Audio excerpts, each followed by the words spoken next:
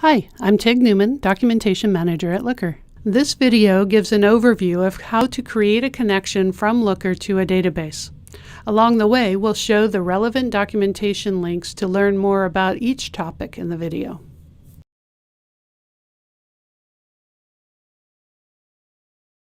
Setting up a project involves three main steps: creating a database connection to access the data, creating and configuring a project to hold our data model, and setting up version control to manage changes to the data model. If you are in a trial, your Looker analyst will handle two of the steps for you, but you'll still need to make your own database connection.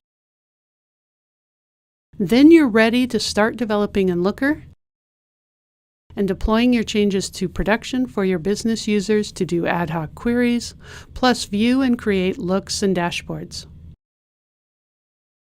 First, you'll need to get the database contact details like host, database, username, and password from your database administrator.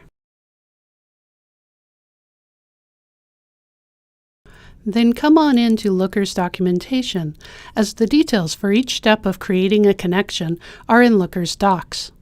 The Docs Setup menu covers setting up an instance and connections.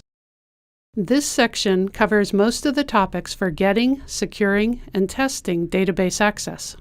Use the first page in that list to limit access to your data from the network layer. We can use an IP address whitelist to grant access to the database only from Looker-specific IP addresses. Optionally, you can also add SSL encryption.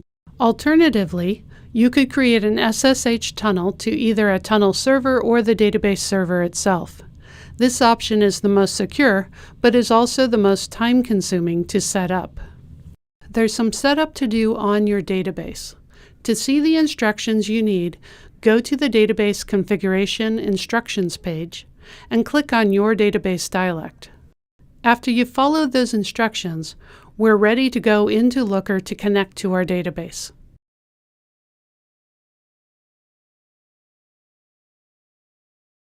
First, we click on Admin. Then we'll scroll down to the Database section and click Connections. The Connections page shows all existing connections. To get started, click New Connection. Then, at the top of the New Connection page, we'll add in details about how to reach our database. First, we're going to pick our database dialect. In the dialect dropdown, we can see all database dialects that our Looker release supports. Then we'll give our connection a reasonable name. Later, that name will be used in our data model so that we can utilize this new connection. Using the details we got from our database administrator, we specify how to connect to our database. In the next section on the page, we'll add additional details if we want to let Looker write derived tables to our database.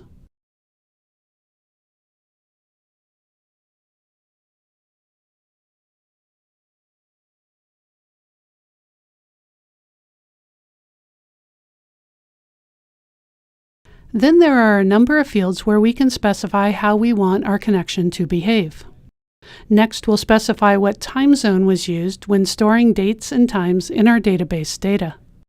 We can skip the last field because our database doesn't require additional JDBC parameters for our queries. The Docs page at the link below provides more information about each of these fields. At the bottom of the page, we'll click Test these settings to make sure that we've used the right settings for Looker to reach our database. When we've confirmed that the connection works, we'll click Add Connection. Our new connection shows on the Connections page. If you are in a trial, this will be your first connection on that page. Once your database has been connected, it's a good practice to double-check that your connection is working properly. In Looker, use the Develop menu to go to the SQL Runner, which lets you use a connection to do a variety of tasks, including directly typing and running SQL queries. We'll use the Connection dropdown to select the name of the connection we just created, and then use the Schema dropdown to select the database or schema that we specified for the connection. Then we can see that our tables have been brought into Looker correctly, and clicking a table shows us the columns in that table. In this video, we set up and tested our database connection. If you're in a trial, the next 2 videos in this series can be skipped. Otherwise, if you're setting up your own project, watch the next video in this series, the Creating a Project video.